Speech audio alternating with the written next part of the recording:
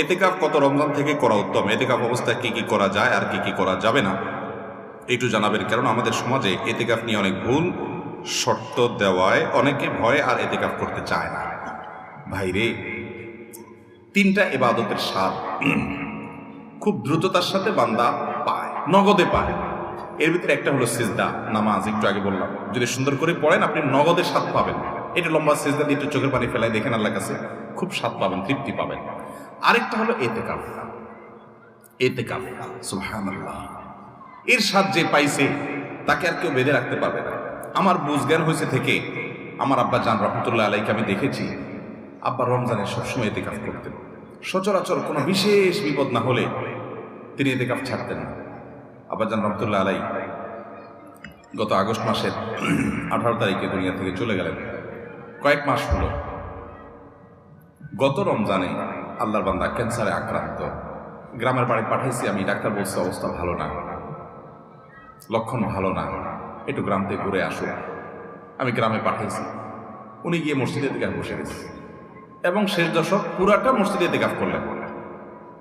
মারাত্মক ব্যথা, ক্যান্সারের পেইন। আমি বলছি কিভাবে এতেকাফ বসছে উনি?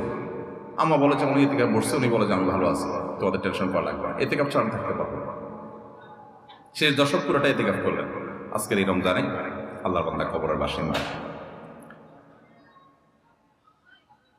আমি নিজে আলহামদুলিল্লাহ চেষ্টা করি রমজানে এতেকাফ করার, চেষ্টা করি। খুব বিশেষ অসুবিধা না হলে আমার বুঝগান বুঝতে চেষ্টা করি। আমল অন্য আমল করতে পারি না, এটা ছাড়ার চেষ্টা করি না, মানে এটা ছাড়তে চাই না, চেষ্টা করি এটা করার। এতেকাফের নগদ স্বাদ পাওয়া যায় ভাই, অভূতপূর্ব এক স্বাদ। যারা করেছেন তারা জানেন।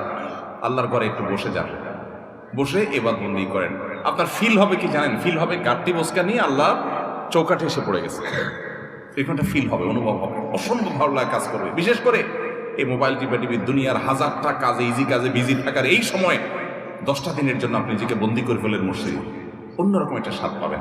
আরেকটা ইবাদতের স্বাদ নগদ পাওয়া যায়, অনেক ইবাদতের স্বাদই নগদ পাওয়া যায়। আমি তিনটা আমার অভিজ্ঞতার আলোকে বলছি। সেটা হলো আরাফাতের ময়দানের দোয়া। আল্লাহ যাদেরকে তৌফিক দিয়েছেন তারা জানেন কি তৃপ্তি, কি স্বাদ, কি ভালো লাগা।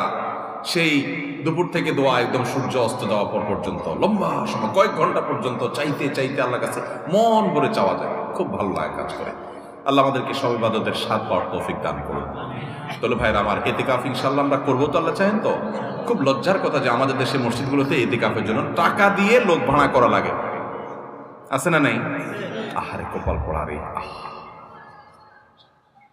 নবী করিম সাল্লাল্লাহু আলাইহি ওয়াসাল্লাম রমজানের রোজা ফরজ হওয়ার পর থেকে নিয়ে তৃতীয় হিজরিতে রমজান রোজা ফরজ হওয়ার পর থেকে নিয়ে তার ওয়াফাতের আগ পর্যন্ত একটি বারের জন্য এতেকাফ ছাড়া থাকেন না। যে আমলটা নবী করিম সাল্লাল্লাহু আলাইহি ওয়াসাল্লামের জীবনে একবারও ছাড়েন নাই, আমরা বেশিরভাগ লোক জীবনে একবারও করি নাই। হাত তোলেন দেখি কারা কারা এতেকাফ করছেন মসজিদ 10 দিন রমজানের শেষ 10 দিন ফুল এতেকাফ করছেন, জীবনে একবার হলেও করছেন যারা হাত তোলেন। দেখেন কয়টা হাত উঠছে, গোনা যাবে না। এর মানে হলো ম্যাক্সিমাম মানুষ আমরা জীবনে একবারও করি নাই। যে আমল আমার নবী সাল্লাল্লাহু আলাইহি ওয়াসাল্লাম জীবনে কখনো ছাড়েন নাই, সেটা আমি কখনো জীবনে একবারও করি নাই। আরে ভাই, চরম শত্রুর সাথেও তো এরকম বৈপরীত্য থাকে না, সেখানে আপনার নবীর সাথে আপনার এরকম বৈপরীত্য। এতেকাফ করবেন তো ইনশাআল্লাহ? আপনি কিসের বিজি? আপনি আমার নবীর চাইতে আপনি বেশি বিজি, যিনি কাফাতুন নাসের কাছে রাসূল হয়ে এসেছেন, যিনি রাহমাতুল লিল আলামিন ছিলেন, গোটা পৃথিবীর মানুষের জিম্মাদারি যার মাথায় ছিল, মদিনা রাষ্ট্রের প্রধান যিনি ছিলেন। শেষ 10 দিন আসছে সব কাজ বন্ধ, মসজিদে এসে পড়ে যেতেন। উনি যদি পারেন, আপনি কি ব্যস্ত? এতেকাফ করবো তো ইনশাআল্লাহ। রমজানের শেষ দশকে করবেন, সামনের বছর নিয়ত করছেন যারা হাত করেন দেখি, সিরিয়াস যারা নিয়ত করছেন, আল্লাহ আমাদের তৌফিক দান করুন, আর বাকিদেরকে আল্লাহ তাআলা নিয়ত করার তৌফিক দান করুন। এতেকাফ করবো তো ইনশাআল্লাহ। এতেকাফ করার অবস্থা কি কি নিষেধ? এতেকাফের বাইরে আপনার যা যা নিষেধ, এতেকাফ অবস্থায় তা নিষেধ। হারাম কোনো কাজ তো বাইরেও করা যাবে না, মসজিদেও করা যাবে না। তবে এতেকাফরত অবস্থায় আপনি দুনিয়ার কাজ কাম এতেকাফে বসে বসে করবেন না। একান্ত যেটা বাধ্য, আপনার ব্যবসা বাণিজ্য অন্যান্য কাজ যেগুলো না করলে নয়, আপনি মসজিদে বসে ওইটার উপর আপনার ডিপেন্ডেন্ট, আপনার চলতে হয়। আপনি জরুরি 2-4টা কাজ করা লাগলো, সেগুলো করলেন। ওখানে বসে বসে আপনি রীতিমতো এটা দোকান বানায় ফেলবেন না। ওখানে বসে দুনিয়াবি প্রয়োজনীয় কাজগুলো আপনি সারতে পারবেন, যেগুলো আপনার জন্য জরুরি সেগুলো আপনি করতে পারবেন। এছাড়া আপনি মসজিদের ভিতরে নিজেকে আবদ্ধ করে ফেলবেন। এটা করবেন হলো 20 রমজান সূর্য অস্ত যাওয়ার আগে আগে মসজিদে ঢুকবেন। 20 রমজান সূর্য অস্ত যাওয়ার আগে আগে মসজিদে ঢুকবেন। এরপর থেকে সূর্য ঈদের চাঁদ দেখা যাওয়ার আগ পর্যন্ত মসজিদে থাকবেন। ঈদের চাঁদ দেখা যাওয়ার সংবাদ শুনছেন, এরপর বের হয়ে যাবেন। এই 10 দিন আপনি মসজিদে অবস্থান করবেন, নিজেকে সেখানে আবদ্ধ করে রাখবেন। এবং এর মধ্যে আপনি বাহিরে যাবেন না।